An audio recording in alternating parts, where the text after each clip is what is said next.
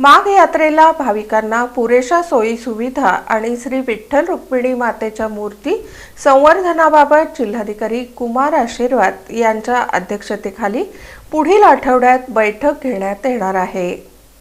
29 जानेवारी 2026 रोजी माघ एकादशी असून या यात्रेला येणाऱ्या भाविकांना पुरेशा प्रमाणात सोयी सुविधा उपलब्ध करून देण्यात येणार असून श्री विठ्ठल रुक्मिणी मातेच्या मूर्ती संवर्धनाबाबत जिल्हाधिकाऱ्यांच्या अध्यक्षतेखाली बैठक प्रस्तावित करण्यात आली असल्याची माहिती मंदिर समितीचे सहअध्यक्ष गहिनीनाथ महाराज औसेकर यांनी दिली। मंदिर समितीची सभा 30 डिसेंबर रोजी श्री विठ्ठल रुक्मिणी भक्त निवास इथं औसेकर महाराज यांच्या अध्यक्षतेखाली पार पडली।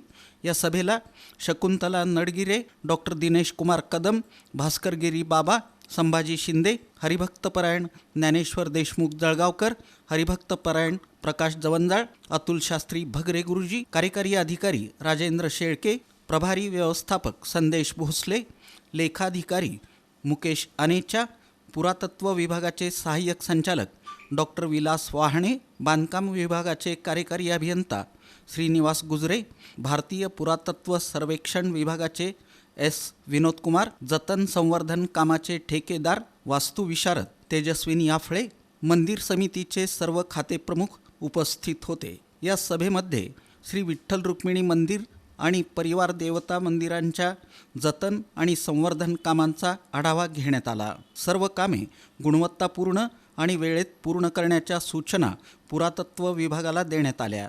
याशिवाय श्री विठ्ठल आणि श्री रुक्मिणी मातेच्या मूर्ती संवर्धनाबाबत आवश्यक त्या उपाययोजना करण्याच्या सूचना भारतीय पुरातन विभागानं दिलेल्या आहेत।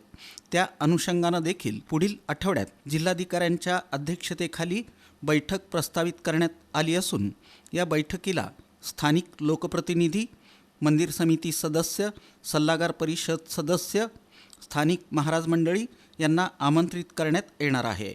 यामध्ये पुरातत्व विभागानं दिलेल्या अहवालानुसार श्रींच्या मूर्ती संवर्धनाचा निर्णय घेण्यात येणार आहे। याशिवाय मंदिर समितीच्या आस्थापनेवरील कर्मचाऱ्यांना सेवानिवृत्तीनंतर श्री विठ्ठलाची नित्यपूजा उपलब्ध करून देणं, उपदान लागू करणं, श्री क्षेत्र आळंदी इथं जागा खरेदी करणं, भेट स्वरूपातील दागदागिन्यांचं मूल्यांकन करणं, जमिनी जॉईंट व्हेंचर म्हणून 3 वर्षांसाठी भाडेतत्वावर देणं आदी निर्णय घेऊन टोकन दर्शन प्रणालीचा आढावा घेण्यात आला असून त्याची दैनंदिन संख्या 1200वरून 1800 करण्यात आली। याशिवाय सहअध्यक्ष गहिनीनाथ महाराज औसेकर यांना राज्य सांस्कृतिक पुरस्कार मिळाल्याबद्दल आणि पृथ्वीराज राऊत यांनी मागील 4 महिने चांगल्या पद्धतीनं व्यवस्थापक पदाचा कार्यभार सांभाळल्याबद्दल अभिनंदनाचा ठराव पारित करण्यात आला। तसंच मंदिर समितीचे कर्मचारी अंबादास गजाकोश आणि बसवगोपाल नीलमाणिक मठाच्या दासोहरण चक्रवर्ती अन्नदानेश्वर महाराज उर्फ अप्पाजी यांना नुकतीच देवाज्ञा झाली। त्यांना भावपूर्ण श्रद्धांजली अर्पण करण्यात आली। अन्नदानेश्वर महाराज यांच्याकडून दरवर्षी आषाढी यात्रेत पत्राशेड इथं मोफत अन्नदान करण्यात येतं।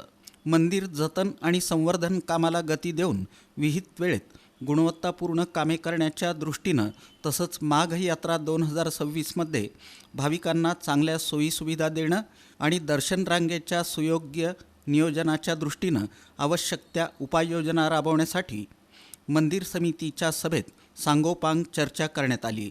याशिवाय श्री विठ्ठल रुक्मिणी मातेच्या मूर्तींच्या संरक्षण आणि संवर्धनासाठी शासनानं मंजुरी दिली असून भारतीय पुरातत्व सर्वेक्षण आणि मंदिर समिती यांच्यात समन्वयानं तसंच सर्वांशी चर्चा करून जिल्हाधिकाऱ्यांच्या अध्यक्षतेखालील बैठकीत निर्णय होणार असल्याचं कार्यकारी अधिकारी राजेंद्र शेळके यांनी यावेळी बोलताना सांगितलं।